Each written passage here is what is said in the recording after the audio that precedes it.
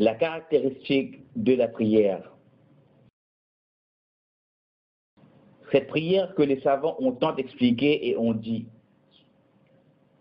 celui qui veut accomplir la prière doit se mettre debout en direction de la Qibla. Ensuite, il doit faire l'intention de prier dans son cœur. Puis il commence par le takbir. Il lève les mains jusqu'au niveau de ses épaules ou de ses oreilles et il dit Allahu Akbar. Allah est grand. Ensuite, il pose sa main droite sur sa main gauche au niveau de sa poitrine, ou bien il attrape sa main gauche avec sa droite. Ensuite, le prieur baisse sa tête de telle sorte à que son regard pointe juste en direction de l'endroit où il va se prosterner, en disant une des invocations de l'ouverture. Gloire à toi, Seigneur, louange à toi, béni soit ton nom, exalté soit ta grandeur. Il n'y a pas de divinité digne d'être adorée en dehors de toi. Puis ensuite, il cherche refuge auprès d'Allah, exalté soit-il, contre Satan le maudit, et dit, au nom d'Allah, le tout clément, le tout miséricordieux, à voix basse, avant qu'il commence la récitation de la Fatiha, qui termine par Amin. Ensuite, il récite une autre sourate, chapitre du Coran, ou un morceau de ce qu'il connaît du Coran, et ceci dans les deux premières unités, en élevant sa voix pour la lecture, durant les prières du Fajr, du Maghrib et de l'Isha. Après la lecture, le prieur lève ses mains et dit Allahu Akbar. Puis il pose ses mains sur ses genoux, doigts écartés, et il doit bien veiller à ce que son dos soit parfaitement aligné avec sa tête et dit Gloire à mon Seigneur le sublime, 3 fois. Puis il se relève et dit, s'il est l'imam ou s'il prie seul, Sami'a Allahu liman hamida, Allah entend ceux qui le louent. Et lui et les autres disent, notre Seigneur, à toi les louanges, de tout ce qui remplit les cieux, la terre, et de tout ce qu'il y a entre les deux, et de tout ce que tu souhaites après cela. Il est conseillé qu'il pose sa main droite sur sa main gauche, comme il l'avait fait avant de s'incliner. Ensuite, le prieur fait le takbir, veut dire qu'il dit Allahu Akbar, et il se prosterne, il descend sur ses genoux et pose ses mains sur le sol, ainsi que son front et son nez. Ensuite, il ajuste ses paumes au sol au niveau de ses oreilles ou de ses épaules. Il oriente ses doigts vers la Qibla et décolle ses avant-bras du sol, écarte ses bras de ses côtés et son ventre et ses cuisses. Et il dit, gloire à mon Seigneur le Très-Haut, 3 fois, et il fait beaucoup d'invocations. Ensuite, il relève sa tête en faisant le takbir, mais ne lève pas ses mains jusqu'au niveau de la tête ou des épaules. Puis il s'assoit sur son pied gauche et dresse le pied droit avec les orteils dirigés vers la Qibla. Et il met ses mains sur ses cuisses et il dit, Seigneur, pardonne-moi, sois clément envers moi, rends-moi satisfait, guide-moi et accorde-moi ta subsistance. Ensuite, il fait le takbir et se prosterne pour la deuxième prosternation, de manière identique à la première. Ensuite, il lève sa tête en faisant le takbir et s'assoit un petit moment, appelé l'assise du repos, qu'on dit en arabe, Jalsatul Istiraha. Ensuite, il se relève pour la deuxième unité de prière en s'appuyant sur ses mains pour se lever. Ensuite, il accomplit la deuxième unité de prière, qu'on dit le raka'a, comme la première, mais sans répéter l'invocation d'ouverture. Lorsque le prieur finit ces 2 premières unités de prière, il s'assoit pour faire le premier tashahhud. Et cela se fait en se reposant sur son pied gauche et en dressant le droit, les orteils en direction de la Qibla. Puis il pose ses mains sur ses cuisses en laissant la main gauche étendue sur le genou gauche. il renferme le pouce sur le majeur de la main droite et replie l'auriculaire et l'annulaire et laisse l'index étendu et le fixe avec ses yeux. Il lit le tashahhud. Les salutations sont pour Allah, ainsi que les prières et les bonnes œuvres. Que la paix soit sur toi, ô prophète, ainsi que la miséricorde et la bénédiction d'Allah. Que la paix soit sur nous, ainsi que sur tes pieux serviteurs. Je témoigne qu'il n'y a pas de divinité digne d'être adorée en dehors d'Allah, et que Mohammed est son serviteur et messager.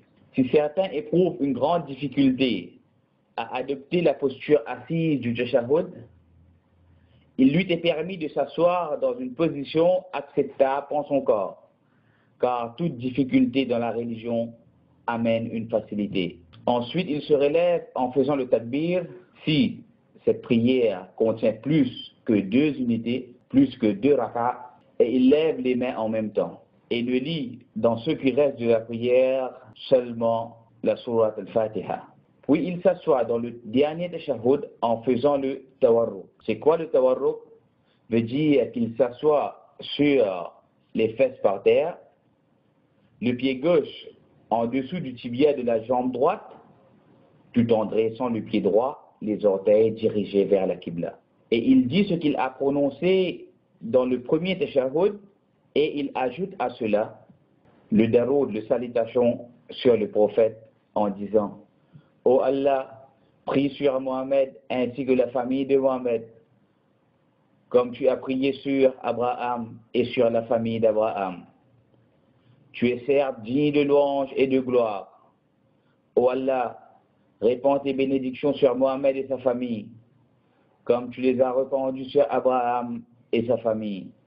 Tu es vraiment digne de louange et de gloire. Et il est recommandé dans la tradition de dire l'invocation suivante.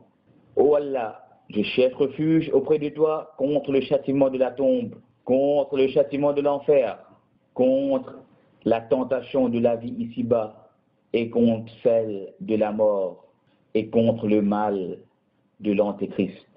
À la fin de la prière, le prieur fait le salam à sa droite en disant que la paix soit sur vous ainsi que la miséricorde d'Allah, et fait de même à sa gauche.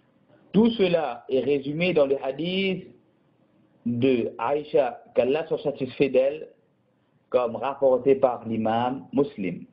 Aïcha, qu'Allah soit satisfait d'elle, a dit: le messager d'Allah, paix et salutation d'Allah sur lui, commençait la prière par le takbir, puis il lisait la sourate al-Fatiha, et lorsqu'il s'inclinait, il ne redressait ni sa tête, ni la baissait trop, mais il la mettait à l'horizontale entre les deux. Et il ne se prosternait après l'inclinaison qu'après s'être relevé et s'être resté en position debout. Et lorsqu'il relevait sa tête de la prosternation, il ne retournait pas en prosternation, si ce n'est qu'après être resté en position assise.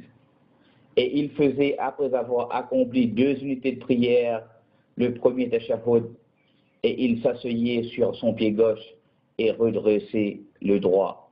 Il interdisait que l'on fasse la uqba du shaitan, ce qui est de dresser ses pieds et s'asseoir sur ses talons, et interdisait que l'individu s'assoie comme fait la bête sauvage, et il finissait la prière par le taslim.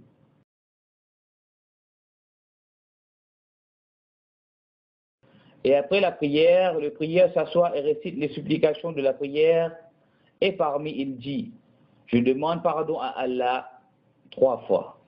Et il dit: ô Seigneur, tu es la paix et la paix vient de toi. Béni sois-tu, ô digne de glorification et de magnificence. Il n'y a d'autre divinité digne d'être adorée en dehors d'Allah, unique, sans associé. À lui la royauté, à lui les louanges, et il est capable de toutes choses. Ô Seigneur, nul ne peut retenir ce que tu as donné, et nul ne peut donner ce que tu as retenu. Le fortuné ne trouve dans sa fortune aucune protection efficace contre toi. Et il dit aussi: il n'y a d'autre divinité digne d'être adorée en dehors d'Allah, unique sans associé, à lui la royauté, à lui les louanges, et il est capable de toutes choses. Il n'y a de puissance et de force que par Allah.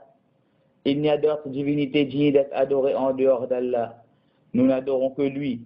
À lui le bienfait, le mérite et la bonne mention. Il n'y a d'autre divinité digne d'être adorée en dehors d'Allah.